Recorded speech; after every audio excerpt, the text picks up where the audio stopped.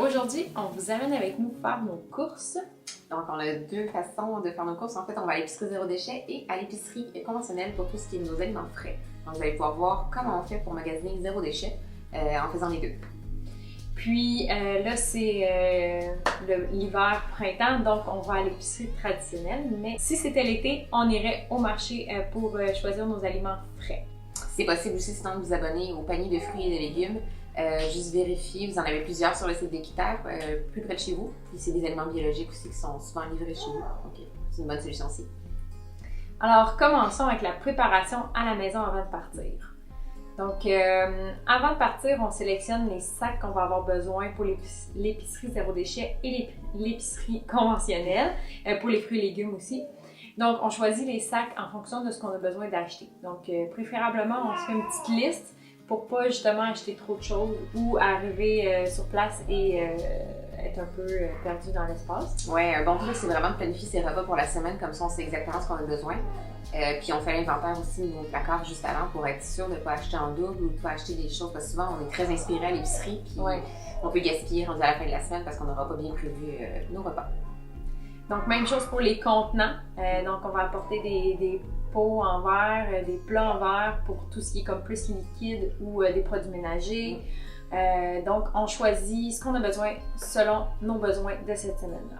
Les sacs sinon sont super pratiques, ils sont faciles à transporter, c'est léger puis c'est facilement lavable à la machine, donc ceux-là on les préfère toutes les matières sèches, les légumineuses, les céréales, des choses comme ça. Et puis on a nos nouveaux sacs en filet aussi, qu'on aime beaucoup apporter avec nous pour les fruits et légumes à l'épicerie.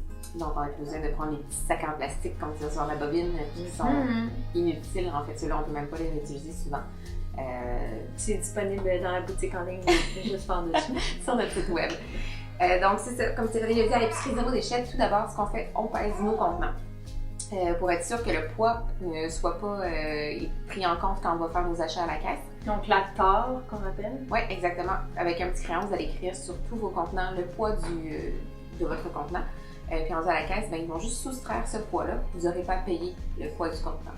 C'est la première chose qu'on fait quand on arrive à l'épicerie zéro déchet. Et ensuite, on choisit le contenant en fonction de ce qu'on avait prévu acheter le plus approprié. Puis aussi les produits ménagers, même chose, on va aussi se procurer notre shampoing, conditionnaire, savon en barre à l'épicerie. Donc évidemment, c'est pas des choses qu'on achète chaque semaine. On va acheter ça de temps en temps. Sinon, chaque semaine, on va faire des rotations aussi d'aliments. Donc, une semaine, on va manger plus des lentilles. L'autre semaine, on va manger des pois chiches. Donc, on va alterner les aliments en fonction de ça. Puis des plats. Elle a varié son alimentation aussi. Découvrir de nouvelles recettes. Il y en a tellement plein sur le web qu'on peut s'inspirer. Si vous avez des aliments que vous aimeriez tester, mais l'achat en vrac, c'est parfait pour ça. Achetez juste une petite quantité. Ça vous permet de voir si vous aimez ça ou non avant d'acheter un gros contenant puis de pas... de le perdre.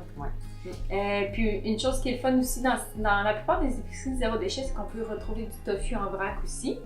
On peut retrouver des œufs en vrac qu'on peut acheter à l'unité, qu'on peut ramener rapporter notre contenant. Du fromage à poutine. Fromage en grains à poutine. Beaucoup de sortes il y a aussi des plats parfois préparés quand on est plus pressé.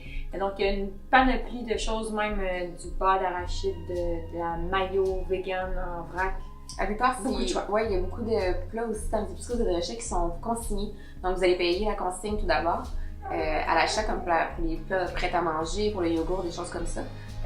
Lorsque vous rapportez le contenant, en fait, on vous remet cet argent-là, donc ça vous permet de faire une rotation aussi.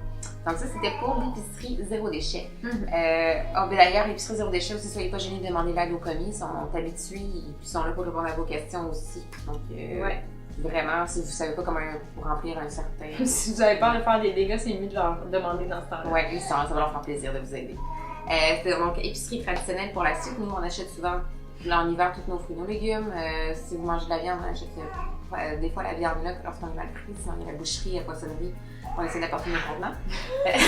C'est le petit en arrière. Puis un truc aussi à l'épicerie conventionnelle, c'est qu'on fait seulement le tour. On les rangées en fait qui sont vraiment toutes sur le côté de l'épicerie. On ne va pas dans les allées centrales parce que c'est là que se trouvent le plus les aliments transformés et qui sont aussi dans le fait même le plus emballés. Donc, vu qu'on cuisine plus, on fait en fait tout ce qui est biscuits, tout ça, on le fait maison.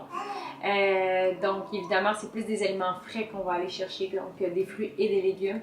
Puis parfois, on va vraiment, dépendamment de la semaine, comment ça va, des fois, on va prendre un lait de soya ou un lait d'amande emballé, parce qu'on ne fait pas toujours notre lait d'amande maison, on ne va pas se le cacher, on tente pas vers la perfection du zéro déchet.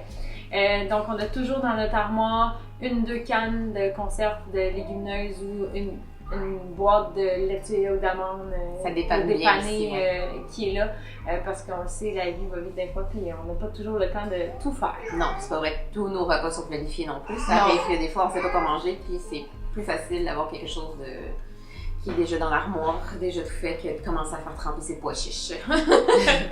Mais la plupart du temps, on essaie de le faire.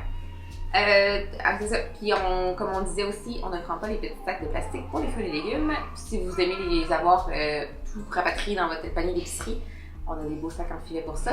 Mais sinon, c'est possible aussi de les laisser tout simplement lousses dans votre panier. Comme des bananes, des choses qui ont vraiment une pleure, on n'a pas besoin de les mettre dans un petit sac en plastique. Oui, c'est ça. Puis un autre bon truc aussi, si vous avez des cartes à points, des choses comme ça, on le sait, on aime ça quand même, avoir des récompenses lorsqu'on fait des achats. Mais c'est possible, il y a une application qui s'appelle Stocard downloadée sur votre téléphone. Et puis vous avez juste à scanner toutes vos cartes à points. Puis après ça, vous avez plus besoin de les avoir dans votre portefeuille. Vous faites seulement le présenter rendu à la caisse, il y a un code barre, il scanne comme ça. On va vous mettre le lien en bas, vous allez pouvoir voir de quoi il est question. Moi, j'ai tous mes cartes comme ça, c'est super pratique, c'est ça, tout est rapatrié dans mon téléphone et puis je suis pas encombrée dans mon portefeuille. Puis ça, c'est notre réalité. Notre réalité est qu'on habite proche d'une épicerie, on y va à pied.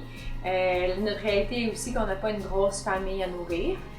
Donc, c'est sûr que ça, c'est comment nous, on fait nos courses en fonction de notre réalité familiale. Donc, dépendamment de comment vous devez... où vous habitez aussi. Vous allez faire les courses différemment. Prochainement, on n'aura plus ce luxe de marcher pour aller faire nos courses. Donc, probablement qu'on va devoir changer notre façon de faire les courses. Peut-être qu'on va acheter en plus gros. L'achat en gros, c'est une bonne solution. La plupart du temps, vous pouvez trouver des bonnes choses aussi chez Costco. Des gros sacs de farine, par exemple, c'est quelque chose que vous consommez beaucoup.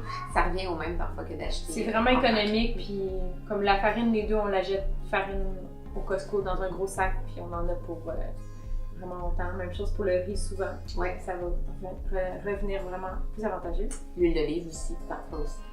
Sinon, il y a toujours Nourrir, que vous pouvez commander en ligne aussi, qu'on va continuer d'utiliser, c'est sûr. Ils ont de plus en plus de cellules aussi qui se trouvent un petit peu partout à travers le Québec. On va mettre le lien en bas, vous allez pouvoir aller voir de quoi on parle un peu. Et dans le fond, un coup on a fini nos courses, on revient à la maison, on va souvent transférer ce qui est dans nos sacs à vrac dans des contenants en verre pour les conserver dans le garde-manger. Et tout ce qui est fruits, légumes, certaines choses, on va les conserver sur le comptoir, d'autres au réfrigérateur. Et on a une vidéo qui vous montre quelques trucs pour conserver des aliments aussi. On vous glisse le lien juste ici. Donc, c'est à peu près ça. Comment on fait nos courses. C'est assez simple au final. Donc, c'est ça. Si vous avez des questions, n'hésitez pas à nous écrire. On veut connaître vos meilleurs trucs aussi. Donc, écrivez-nous.